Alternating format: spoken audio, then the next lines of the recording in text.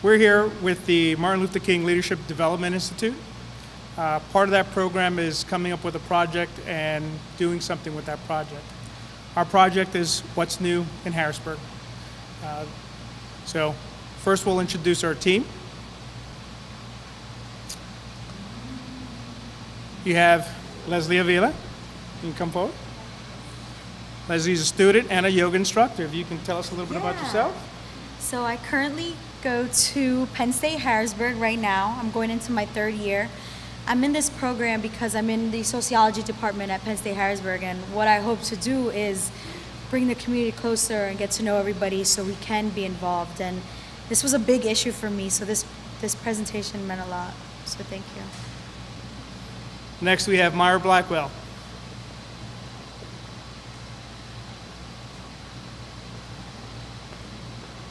Good evening, all. All right, name's Myra Blackwell, and I'm part of the Martin Luther King Leadership Development Institute. And what really encouraged me to join the Institute is because I have a passion for community events. Professionally, my background is in banking and financial services. Currently, I sell training programs to C-level executives for banks and credit unions. But my passion is developing and working with different community organizations.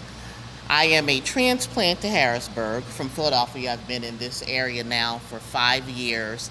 So this is, let's say, a little different from what I'm used to. But it's a good learning experience. So I'm here to learn, and I've learned a lot. And I'm looking forward to the presentation. Next we have Terry Washington, who is retired and an author. Good evening. I am Terry Washington. I recently retired. I worked for Aetna, which was previously Coventry Health America, for 27 years. Retired in April.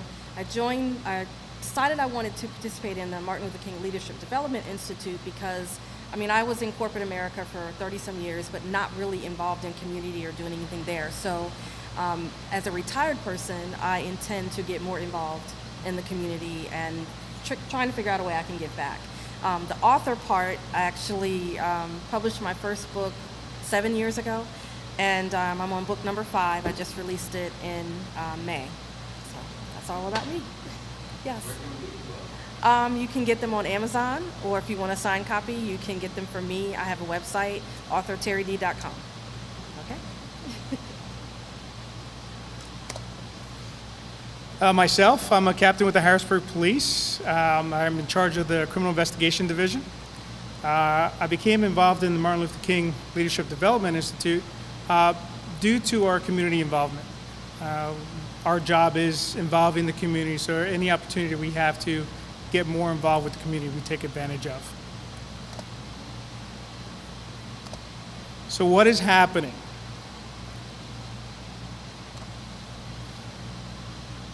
The problem. Did you ever hear about something in the news and you wish you would have known about it beforehand, but you didn't know, and you see the news and you get to see all these events that you would have liked to have been at? Or as an organizer, did you plan for something and pick a day that there were other competing events, and those competing events actually take away from you? Or did events ever change kind of on the fly and you didn't find out till you actually showed up? So those are some of the problems.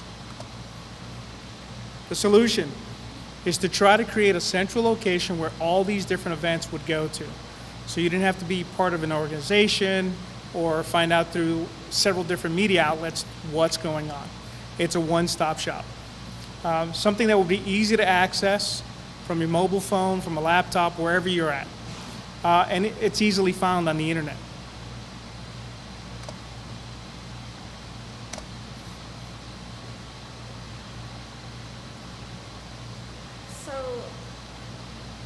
I think we think it was in February or March when we were talking in our class, and one of the things I want to point out is all 4 of us on this team, we're all transplants. We weren't born and raised here. So that's something that we have in common, and because of us having lived in other places, we were talking during class about how, there just doesn't seem to be a way to know what's really going on in Harrisburg. So we talked about creating, we didn't know about the calendar at first. We talked about it. Wouldn't it be cool if there was this community calendar? Okay. Wouldn't it be cool if there was this community website, a place that you could add events that were going on, a place that you could go to see what was going on? And then we also talked about the potential to add a mobile app. You know, everyone's using their smartphones. Wouldn't it be cool if you had an app on your smartphone that could tell you what was happening, you know, right then and there in Harrisburg?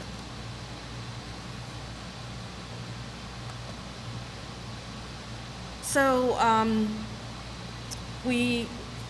Myra, reached out, did some research, and found that there was actually already a website and a calendar that existed. And really, the advantages of this for the organizations and the local businesses is that they'll be able to get their events out there, advertise, and reach more people ahead of time. As an organizer, it will allow you to go to a calendar to see what is happening on the day that you're considering planning an event so that you don't have these competing priorities. And then thinking about, you know, if there's an event that has, there's nothing wrong with having multiple events occurring on the same day as long as you're not drawing in the same demographic. So if there's something going on for senior citizens on the same day, but your event is geared towards children, no problem. You should be able to do that. But if you're planning an event and you notice that there's another event happening that may pull from your demographic pool, then you might want to consider rescheduling, or depending on what you're planning, you could partner with that person and make it an even bigger event. And then the other thing, one of the other competitive advantages is being able to save money. I'm gonna tell a story. Remember what happened last week? My mother was a part of an event last week. I won't name any names, but they literally spent over $600 on food and things for this particular event, and no one showed up, not a one person. So, and it's just interesting that she called me while we were meeting to talk about this, to tell me that this happened. And she said, you know, we had all this food, and not a one person showed up. And I'm like, this is crazy. And this isn't the first time that something like that has happened in our city. And I really think it has to do with people not knowing what's happening before the event actually occurs. So, thank you.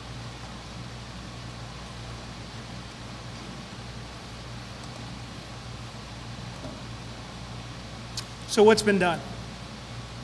Well, certainly don't think that anyone would disagree that there's definitely a need for this type of calendar in the Harrisburg community. So originally, we were thinking about creating a calendar, did not know that there was one already in existence. So it made sense to partner with the organization that already had the calendar in existence. So that's what we're doing. The community calendar website was already created. The community calendar tab is relatively new.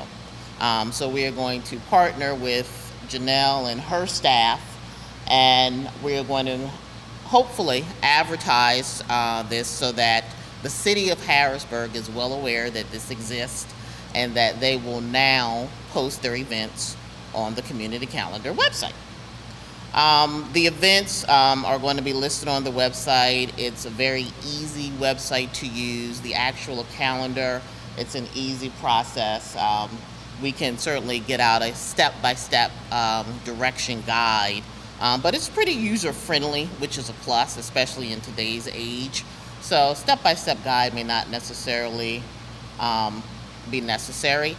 And I know in talking with Janelle in the past, it looks like they have a pretty quick turnaround time in terms of looking at the events and then deciding which events are going to be posted. If I'm not mistaken, the turnaround time is anywhere from 28 to 48 hours. Is that correct?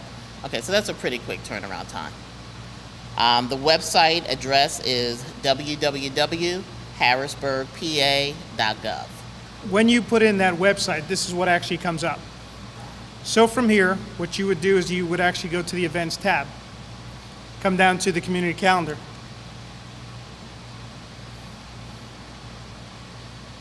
As you see, you can submit an event and you can also look at the calendar. So let's look at the calendar right now. You can see that on this specific date that there are 3 different events already planned. And you can go through the listing of all the events for the month there. But to submit an event, you just click on the tab, and it would ask you a series of questions. What is the name of the event, the date, the times, contact person, email address, if you want to submit any actual images from previous events or maybe a PDF of your current event, brief description of what it is that your event will be, then a category that you can actually select from,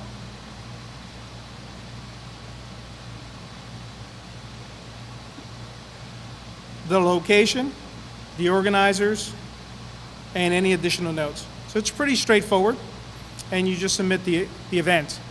Pretty straightforward, 24 to 48 hours turnaround. We do have the site operator here. If you do have any questions, Janelle Walker, we will be able to send that information out to you. I believe there's a phone number already on the website if you needed to ask questions, but we will send that information out to include email. Okay.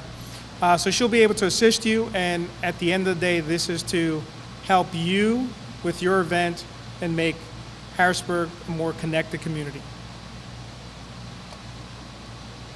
It's free to list.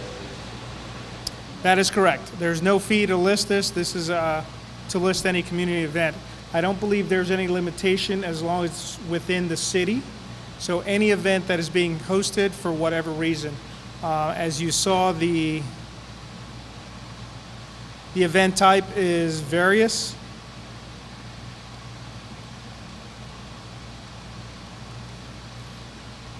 If you have something that doesn't fit on there, and depending how often it's held, it could be added to there. So it's very flexible. Any other question? If we host a lot of events here now, we do other events outside. If I want to get garner some publicity for like an event that, let's say, you guys are doing here, could I post that as well? Like post on behalf of the people, or suggest to the folks who are holding an event here to post? So like, I mean, getting a lot of people do events here, and sometimes when people don't show up, it's like you're saying, because they don't know it's here, or the people haven't done enough advertising. So not that this is their only advertising. I think once you put it in, if it's the event organizer, if they do put it in, and if you as the facility put in the same thing, it'll get caught there because it'll come in as the same date, time, the same name as the event, so it'll get caught through that filter, so to speak. But from a facility standpoint, yeah, you can go in and put in all the different events that you have here to let the community know, so that way your facilities are utilized much more effectively and efficiently. Now, will this like generate emails or any kind of advertising per se? No, at this time, it'll list it on the calendar, so as more and more people begin to utilize the calendar, it'll be the central hub where everyone can actually come and see. Now, in future development, which one of the things we talked about was a mobile app, that may be something that could occur, so that way you can link in to see what new events are, and that may be a future ability if people are interested in that. If enough people are interested in there to be notified of events, that's something that can be built. But there has to be an interest. Okay? Yes? I think that the first step is getting to the organizations or the people that are planning the events so that they're aware of the calendar for all the reasons we talked about. And then the second step is getting it out to the general public to let them know that this calendar's out there. Not that we wouldn't want to do that now, but it's not very well widely used now. I think as we get more organizations using it to put their events out there, then that's when you can kind of say to the public, hey, this is a calendar you can go to see, get up on Saturday morning, you want to know what to do in Harrisburg, check out this website and it'll tell you what's happening in Harrisburg. So. Now, what we'll be doing is we'll be sending out this actual presentation to everyone. Channel 20 is here. They're videotaping this. They're going to post this on Channel 20, and they're also going to post this on YouTube. So there are more outlets for people to actually view this and to become aware of it. An organization can submit an event to be posted 30 to 60 days in advance. She certainly would not suggest posting too far in advance, but 30 to 60 days would be an appropriate timeline. Certain organizations do plan things out almost a year in advance. Is that something that can be done? So an organization can actually get something on the calendar in a year in advance once they have it planned. So it can be done. It's just normally it's 30 to 60 days, so that way you keep that excitement, you keep the people involved. But if you need to put something in the calendar to kind of reserve that date, so that way other organizations can see what is scheduled, you can do that.